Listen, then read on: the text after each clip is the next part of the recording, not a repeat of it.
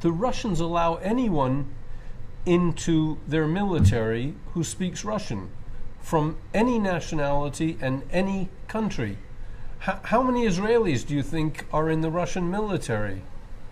That's very strategic questions. The Russians are following the model of the French Foreign Legion, Légion étrangère, which is the exact same setup. As long as you speak French, you can join. This is essentially the Légion étrangère is a mercenary force. But they're very effective, very operational, rapid deployment force. And the Russians are, well, they would be upset if I told them, if I said here they're following the same precedent, because they think that they set the precedent way before the French did with Légion étrangère. That's to be debated, but yes, we can talk about that. The Russians have a very, unlike the people in Washington who only have 5-year plans, or they seem to only have 5-year plans. The Russians have a plan for the 21st century. The Americans had the same plan, and that was what 9/11 was all about, the project for the new American century. They even called it that. But it's going to turn out to be the project for the new Eurasian century, primarily Russian and Chinese. Those are the two pillars of the Eurasian Confederation. So the Russians are openly talk about, they have a different definition, of course, for imperialism, it seems. At least from some of my Russian colleagues. They view it as something positive when it comes to Russia. They have a new project for a new imperial Russia, and that would go back to perhaps something close to Soviet Union, except that it's going to be much vaster. It's going to be much more reconciliatory than Soviet Union was, and it's going to be this great world island, is what they call it, with some of the theoreticians in Russia who have part of Mr. Putin's ear, part of it. And military, of course, is a huge priority. Now, Washington, of course, they're very much aware of this.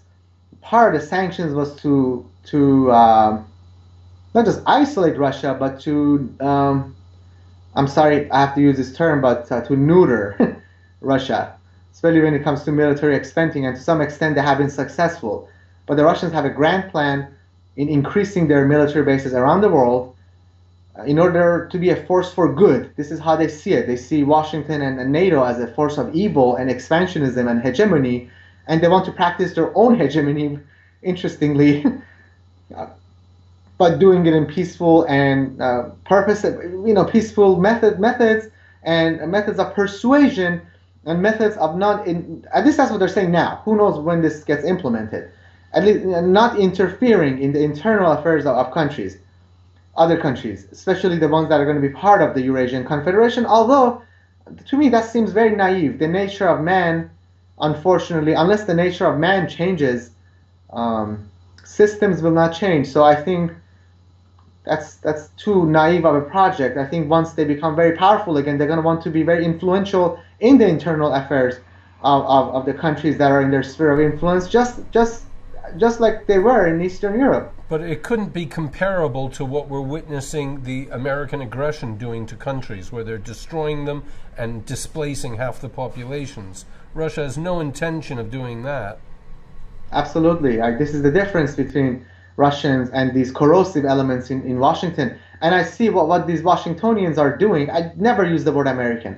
What these Washingtonians are doing is that this is what you see, Morris. These are all signs of a very desperate, decaying Anglo-Washingtonian empire.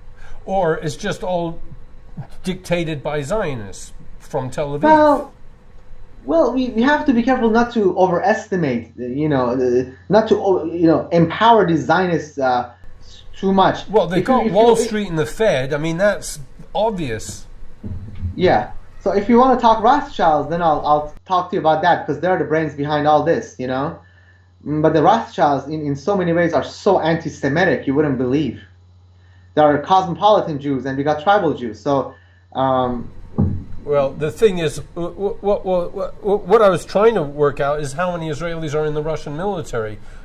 Maybe in the Iranian base as Russia goes through, or in Syria. These are very high security issues that I cannot really comment on, or I would not comment on.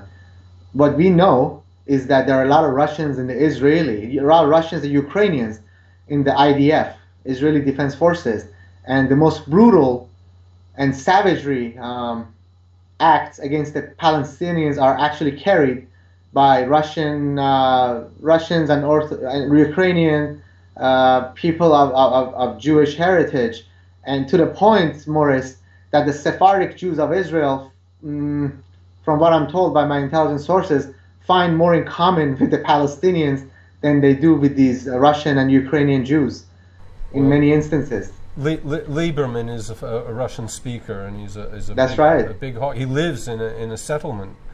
That's right. This is the secret of success of the Israelis. They're essentially a United Nation kind of situation. They got people from everybody. They've got a fifth column in every country. You can go there and get trained and go back. But Boris, they were convincing the Guatemalans. They've become so desperate because nobody's moving to Israel. The Aliyah concept is dead because of the insecurity in Israel. They were convincing the South Americans, the Incas and the Guatemalans, that they have a Jewish blood, and they were using Mormonism. No, they're accusing everyone. To get them to come to... to get them to move to Israel. They're always saying the Pashtuns, they've imported Chinese. You get paid very well, Yes. Not only get paid, they try to convince these people that they're the lost tribe of Israel. I mean, completely... Yeah, well, be careful. A lot of us play into this myth by talking about supposed ethnicities. Yeah. Well, Professor Azadgan, shall we stop here? No, let me see if there's anything else. Your point is should be expanded on. Well, when the Soviet Union collapsed and there was congressional moves one after another, let the Jews free, let the Jews leave Soviet Union, and they wouldn't because they said they had secret information or could have. Mm-hmm. But when they allowed that, all the rules of immigration to Israel were relaxed for the Russians. That's right. And about half of them are notorious for having no Jewish heritage at all. They were just economic migrants. I mean, they were economic migrants. They were well. You have to be careful with this because there's a part of the Jewish immigrants to Israel that were just living in absolute poverty, destitute in Russia, absolute destitute. Oh, in Russia. In Russia and Ukraine and all the former Soviet, especially the Western Soviet republics, abject poverty, and so they had really nothing to contribute as far as intellectualism. But then again, there was this cadre of Soviet Jewish people, even within KGB, tremendous group of people that the Israelis had their eyes on. They wanted them to come to Israel just to increase the level of. They wanted a brain. They lit in a million. They lit in a million, and half of them had no real claim. No real claim whatsoever. No. They just had to prove they're 1/8 Jewish, and that's really that's one of the law. requirements to move to Israel. That's right. But it's not exactly. I wouldn't trust the provable. papers. Yeah, it's not exactly not at all. provable.